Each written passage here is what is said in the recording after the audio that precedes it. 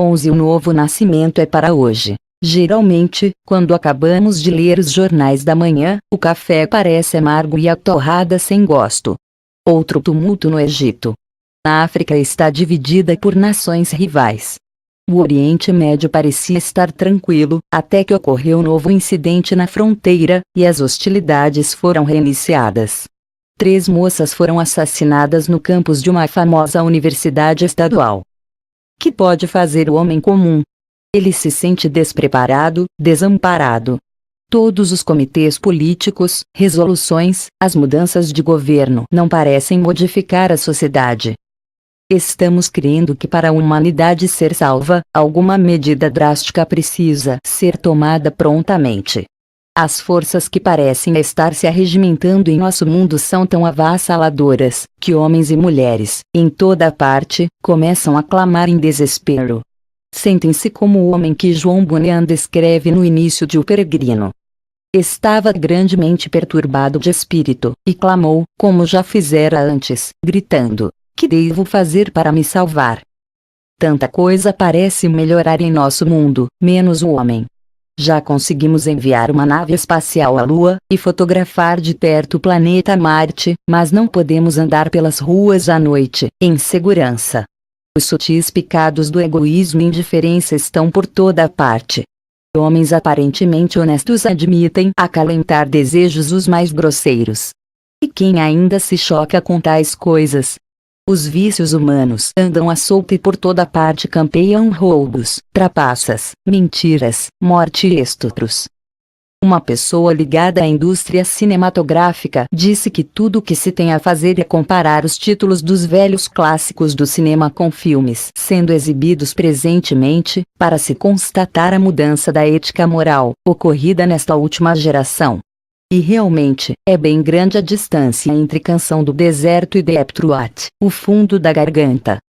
O homem tem feito muitas tentativas para modificar-se. Temos tentado, sem sucesso, atingir objetivos morais procurando melhorar o meio ambiente, mas muitos estão desiludidos com os resultados alcançados. Como podemos mudar nossa natureza humana? De fora para dentro. Os estudos de antropologia, psicologia e sociologia que são desenvolvidos com a finalidade de descobrir os princípios que regem o comportamento humano constituem um setor importante da pesquisa educacional. Contudo, muitas vezes, os pesquisadores ignoram o fator pecado, e veem o homem apenas como um ser resultante de uma combinação de genes e cromossomos, cuja formação é depois afetada pelo meio ambiente em que vive. Numa convenção da Associação Americana de Antropologia, um zoólogo da Universidade de Harvard introduziu uma nova disciplina à comunidade acadêmica. Denominou-a de sociobiologia, e definiu-a como sendo o estudo das bases biológicas do comportamento social, em todas as espécies. Seus associados creem que parte do comportamento humano, ou talvez todo ele, é determinado por fatores genéticos. Os sociobiólogos dão a entender que uma parcela bem grande da moralidade humana talvez seja baseada em fatores genéticos. Mas eles deixam de considerar adequadamente a inclinação inata de cada pessoa para o egoísmo, o vício, a indiferença a Deus, pois muitas de suas conclusões são pseudocientíficas. Se realmente somos regidos por nossos genes, ou moldados pelo meio ambiente, então tudo o que temos a fazer é descobrir uma forma de alterar as bases genéticas dos seres humanos, ou sanear o meio ambiente, solucionando problemas de habitação, favelas, pobreza, desemprego e discriminação racial. Um escritor bastante conhecido disse: hoje em dia, muitos pregadores têm se mostrado moderados em questões tais como o pecado e arrependimento do indivíduo, e dirigem seus ataques ao pecado da sociedade numa tentativa de constrangulação. Esses ataques vão desde uma branda palestra sobre sociologia até violentas demonstrações contra as injustiças sociais. Todavia, as favelas e guetos não desapareceram da sociedade a menos que essas favelas e guetos desapareçam do coração dos homens. Mas nós, os cristãos, precisamos tomar uma atitude com relação às injustiças sociais, favelas e guetos. Não podemos ficar sentados, dizendo que os problemas são grandes demais ou insolúveis. Temos que nos interessar em procurar melhorar a existência dos menos afortunados, cujo nível de vida é tão baixo que se constitui um desafio para nossa imaginação, e a vida dos que se encontram sob fortíssimas opressões políticas. Entretanto, a sociedade não pode ser modificada por coerção e força, pois quando tais meios são empregados, o homem perde a liberdade. Ela só pode ser modificada por uma transformação completa do coração humano. O homem tenta modificar-se também utilizando processos químicos. Os cientistas conseguiram descobrir métodos de controle do comportamento através de drogas, que, em alguns casos, têm se revelado valiosos. Muitas pesquisas têm sido feitas nesse sentido, e que poderão reverter-se em benefício dos doentes mentais. O perigo é que estas drogas, nas mãos de um ditador mundial, poderiam controlar toda uma população de homens normais. Relatos de prisioneiros de países oprimidos atestam que os atuais manipuladores de mentes fazem uso de drogas para influenciar as ações de certas pessoas. Um deles escreveu o seguinte: eu próprio testemunhei o tratamento aplicado aos prisioneiros políticos em hospitais psiquiátricos, quando estes tentavam protestar, recusando alimentos e os tratamentos impostos a eles. Eram amarrados, recebiam injeções de sulfa paralisante, e alimentados à força, eles inventaram uma poderosa forma de se livrarem daqueles que não pensam como eles. E além de não hesitarem em confiná-los em hospitais-prisão, eles agravam ainda mais o seu crime inoculando nos prisioneiros certas substâncias químicas, com a finalidade de destruir sua personalidade e intelecto. Algumas mudanças no equilíbrio químico do organismo podem ser-nos benéficas, outras podem causar danos permanentes. A questão é, quem ministra a droga, e com que objetivo? Várias experiências têm sido efetuadas no intuito de se tentar dar a uma pessoa a capacidade intelectual de outra, levando a efeito o que esses controladores de mente chamam de reencarnação artificial. Num estudo que alguém conseguiu enviar para fora da Rússia, relatava-se que um dos maiores físicos do país experimentara unir duas mentes, telepaticamente. O cientista explica: quando isto for possível, um professor estará capacitado a instruir seu aluno, ultrapassando seus limites normais, atravessando seus mecanismos de defesa, atingindo os 90% do cérebro que normalmente ficam desusados. E ele continua sua explicação dizendo que reencarnaram um gênio da matemática europeu em um estudante de matemática de nível universitário. Outra tentativa do homem para resolver os problemas da humanidade diz respeito à área da microbiologia.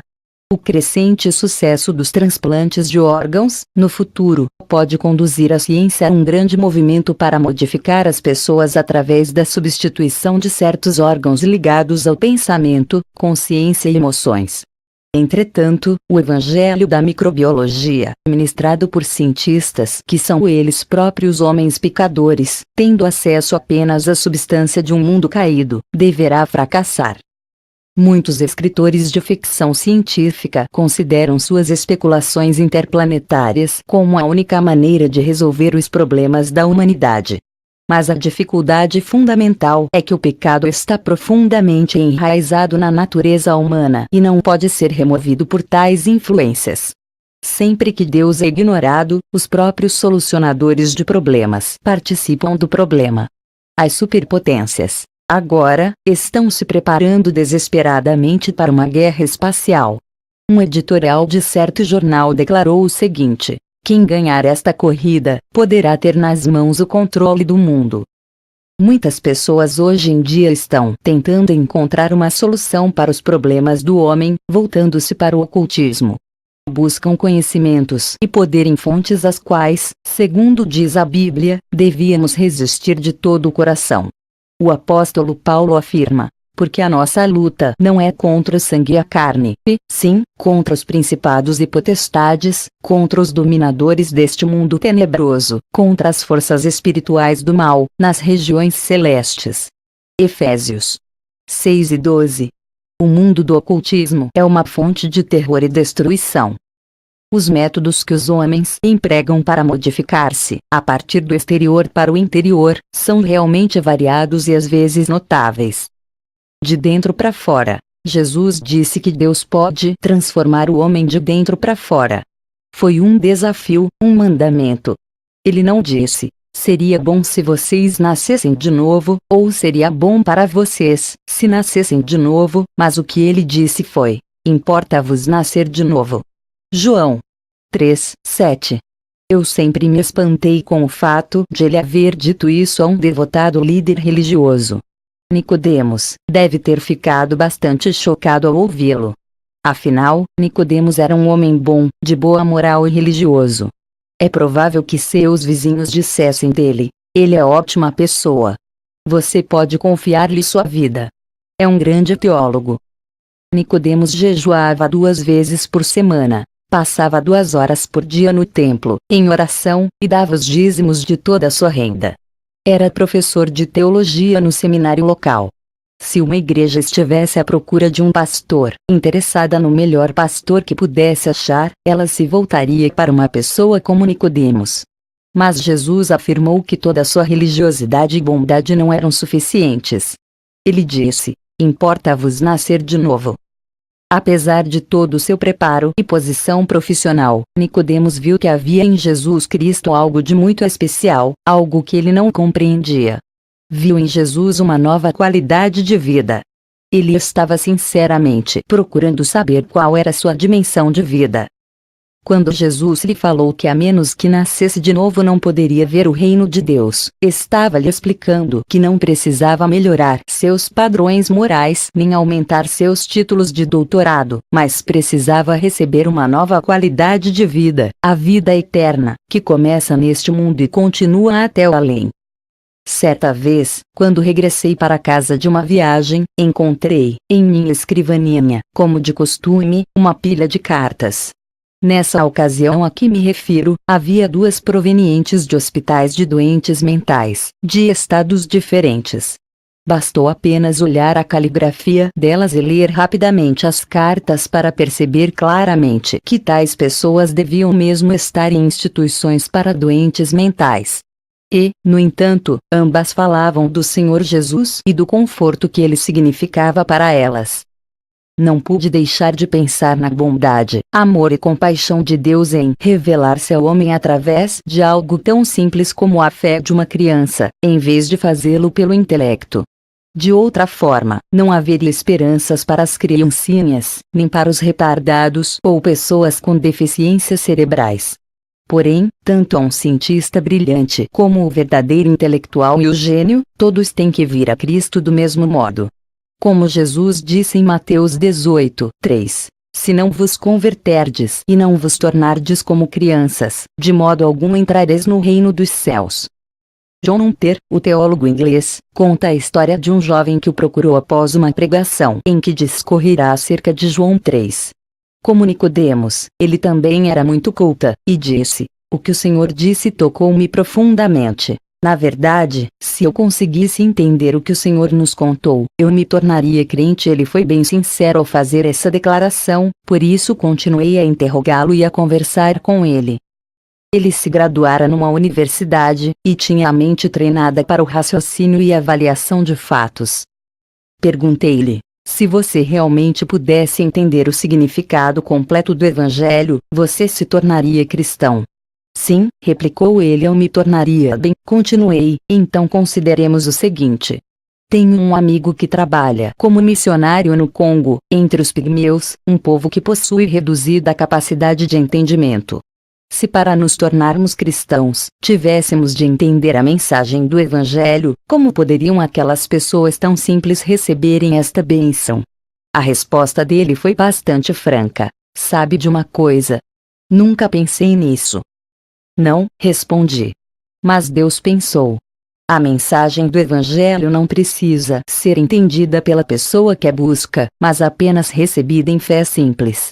Não é a compreensão plena da mensagem do Evangelho que me capacita a receber a bênção, mas simplesmente a crença nela e sua aceitação. Nicodemos principiou conhecendo a mensagem, mas depois creu e recebeu. Há muitas pessoas hoje, assentadas nos bancos das igrejas, que nunca ouviram esta mensagem do novo nascimento. Algumas igrejas falam de boas obras, mudanças sociais, legislação, ignoram a única coisa que realmente poderá resolver os problemas de nosso mundo: homens e mulheres transformados. O problema básico do homem é primeiramente espiritual, depois, social. Ele precisa de uma transformação completa, de dentro para fora. Algum tempo atrás, assisti a uma histórica conferência evangélica na África. Todos os países do continente, à exceção de um, faziam-se representar por seus delegados. Nunca antes houvera tal ajuntamento de cristãos ali. Ouvi várias vezes os líderes africanos expressarem sua apreciação pelo que as missões cristãs realizaram lá, principalmente nos campos evangelístico, médico e educacional. Um dos oradores disse o seguinte: 85% do volume educacional levado a efeito ao sul do Saara foram executados por missões cristãs. Um bispo anglicano da Inglaterra disse-nos: todas as agências de cunho social da Inglaterra, começando com a Sociedade de Prevenção da Crueldade aos Animais, e daí para cima, foram fundadas como o resultado da conversão de uma pessoa a Cristo ou de um despertamento espiritual. Temos que nos acautelar para não colocarmos os carros adiante dos bois. A Bíblia menciona muitas vezes esta transformação de que Jesus falou. Deus disse o seguinte, através do profeta Ezequiel: dar-vos-ei coração novo, e porei dentro em vos espírito novo. 36, 26. No livro de Atos, Pedro denomina o fato converter ou arrepender. Em sua carta aos Romanos, Paulo fala dele como ressurretos dentre os mortos. 6 e 13. Em Colossenses ele o chama de despir-se do velho homem com seus feitos e revestir-se do novo homem que se refaz para o pleno conhecimento, segundo a imagem daquele que o criou. 1, 9, 10. Em Tito, ele o descreve como lavar regenerador e renovador do Espírito Santo. 3, 5. Pedro fala em sermos coparticipantes da natureza divina. 2 Pedro 1, 4. No Catecismo da Igreja da Inglaterra, é descrito como morte para o pecado e novo nascimento para a justiça. O contexto de João 13 ensina que o novo nascimento é algo que somente Deus pode realizar no homem, quando este se dispõe a render-se a Ele. Já vimos que a Bíblia ensina que o homem está morto em seus pecados e transgressões, e que sua grande necessidade é de vida eterna. Não temos em nosso interior a semente da nova vida. Ela tem que vir do próprio Deus. Um dos maiores escritores deste século, Oswald Chambers, disse: nossa função, como obreiros de Deus, é abrir os olhos dos homens para que se transportem das trevas para a luz. Mas isso não é salvação. Isso é conversão, o esforço de um indivíduo que foi despertado. Acho que não é exagero dizer que a maioria dos crentes nominais é deste tipo. Seus olhos estão abertos, mas não receberam nada. Quando um homem nasce de novo, ele sabe que nasceu de novo, porque recebeu um dom do Deus Todo-Poderoso, e não por uma decisão sua. A conversão significa voltar. A Bíblia apresenta este conceito inúmeras vezes, e Deus apela o homem a que se volte para ele. O Senhor falou o seguinte através do profeta Ezequiel: convertei-vos, dai as costas a todas as vossas abominações. 14, 6. Outro profeta disse: olhai para mim, e sede salvos, vós, todos os termos da terra, porque eu sou Deus, e não há outro. Isaías 45, 22.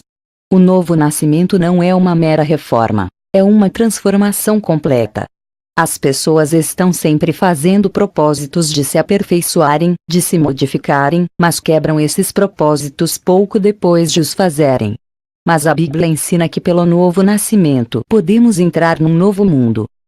Os contrastes que a Bíblia apresenta para expressar esta transformação que ocorre em nós quando nascemos de novo são bem claros. Da concupiscência para a santidade, das trevas para a luz, da morte para a ressurreição, de estranho ao reino de Deus para o status de cidadão dele. A Bíblia ensina que a pessoa que nasce de novo tem uma vontade transformada, afeições diferentes, outros objetivos de vida, uma nova disposição, novos propósitos. Recebeu uma nova natureza e um coração novo. Torna-se uma nova criatura. Antes e depois. A Bíblia é cheia de exemplos de pessoas de todas as camadas sociais que foram transformadas após um encontro com Jesus Cristo. O Senhor teve uma conversa com uma mulher em Samaria, uma prostituta, uma espécie de pária em sua própria localidade. Para fugir a um encontro com outras mulheres do lugar, ela foi a um poço na hora mais quente do dia, quando sabia que não toparia com outras pessoas da aldeia. Mas ali ela encontrou a Cristo. Imediatamente, transformou-se em outra pessoa. Aliás, ela se tornou uma missionária, pois correu à sua própria cidade, onde era ridicularizada e desprezada, para falar acerca de Jesus Cristo aos outros. E lemos depois que muitos dos samaritanos daquela cidade creram nele, em virtude do testemunho da mulher, que anunciara: "Ele me disse tudo quanto tenho feito." João 4:39. André era um homem comum. Não parecia ser uma pessoa de grande personalidade, mas sua aceitação de Cristo foi pronta. Na verdade, no momento em que encontrou Jesus, começou logo a demonstrar seu fervor por ele. A primeira coisa que fez foi procurar seu irmão e contar-lhe a novidade acerca do Messias que achará. É possível que ele não tenha sido um ardoroso evangelista, mas todas as ocasiões em que é mencionado na Bíblia vemo-lo produzindo frutos para Deus. Nestes dias de altos impostos, as declarações anuais de renda não são saudadas com muito entusiasmo. No tempo de Jesus a situação não era muito diferente. Zaqueu era coletor de impostos, e não muito honesto, pois sabia defraudar as pessoas com muita ardileza. Mas quando encontrou Jesus, tudo isso mudou. Ele se arrependeu e logo desejou reparar seus erros. "Senhor, resolvo dar aos pobres a metade dos meus bens. E, se em alguma coisa tenho defraudado alguém, restituo 4 vezes mais." Lucas 19:8. Um jovem intelectual de nome Saulo viajava na estrada de Damasco, em perseguição aos cristãos, quando encontrou Jesus. Até hoje falamos em experiências da estrada de Damasco, pois, daquele dia em diante, Saulo nunca mais foi o mesmo. Ele se tornou o grande apóstolo Paulo.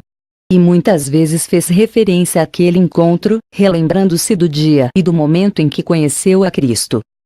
No dia de Pentecostes, uma mudança dramática sucedeu a 3.000 pessoas, que nasceram de novo. De manhã, estavam perdidas, incertas quanto ao seu objetivo na vida, e muitas delas eram culpadas da morte de Cristo. Outras estavam com medo ou das autoridades religiosas ou das seculares. Mas, ao fim do dia, cada uma delas já passara da morte para a vida. Em verdade vos digo: quem ouve a minha palavra e crê naquele que me enviou, tem a vida eterna, não entra em juízo, mas passou da morte para a vida. João 5:24. Qualquer pessoa que se disponha a confiar em Jesus Cristo como seu Salvador pessoal e seu Senhor pode receber o novo nascimento imediatamente. Não se trata de algo que só será recebido após a morte ou no momento da morte. É para agora. Eis agora o tempo sobremodo oportuno, eis agora o dia da salvação. 2 Coríntios 6:2. O novo nascimento é para agora. Estes anúncios de drogas para emagrecimento ou de cirurgia plástica que apresentam o antes e o depois nunca poderão comparar-se ao impacto do testemunho daqueles que nasceram de novo. Desde presidentes de empresas e detentos, estas histórias falam de vidas que foram transformadas e colocadas de cabeça para cima. Uma jovem escreveu-nos nos seguintes termos: até janeiro passado, eu era uma estranha para Jesus. Era rebelde, ladra, bêbada, toxicômana, adúltera, hippie, uma pessoa egocêntrica e confusa. Cerca de um ano atrás, fui a um estudo bíblico, levada pela curiosidade, pensando em confundir a todos com minhas perguntas. Naquela noite, comecei a interessar-me pela Bíblia. Por fim, após meses de pesquisa e estudo das Escrituras, o texto de João 13:16 falou ao meu coração, e entreguei minha vida a Cristo.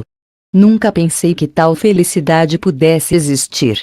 Deus nos mostra como temos que amar o que é ser amado. Ele é aquilo que eu estava procurando desde meus tempos de adolescente. Ele é o bem supremo que eu procurava e não encontrava. Eu pensara que drogas, bebida, amor livre, e vaguear pelo país de um lado para outro iriam tornar-me uma pessoa livre, mas todas estas coisas eram como armadilhas. O pecado foi o alçapão que me deixou nesse estado de confusão, infelicidade e culpa, e quase me levou ao suicídio. Cristo me libertou. Ser cristão é maravilhoso, porque há sempre um novo desafio diante de nós, sempre há muito que aprender. Agora acordo feliz de ver o novo dia. Ele me renovou. O cantor Johnny Cash diz: alguns anos atrás, eu estava amarrado às drogas. Sentia pavor de acordar pela manhã. Não tinha alegria, nem paz, nem felicidade na vida. Então, certo dia, em meu desespero, entreguei minha vida completamente a Deus. Agora, fico ansioso para despertar de manhã, para estudar a Bíblia. As palavras da Bíblia penetram diretamente em meu coração. Isso não significa que todos os problemas tenham sido solucionados, ou que tenha alcançado um estado de perfeição. Contudo, minha vida sofreu uma completa reviravolta. Eu nasci de novo.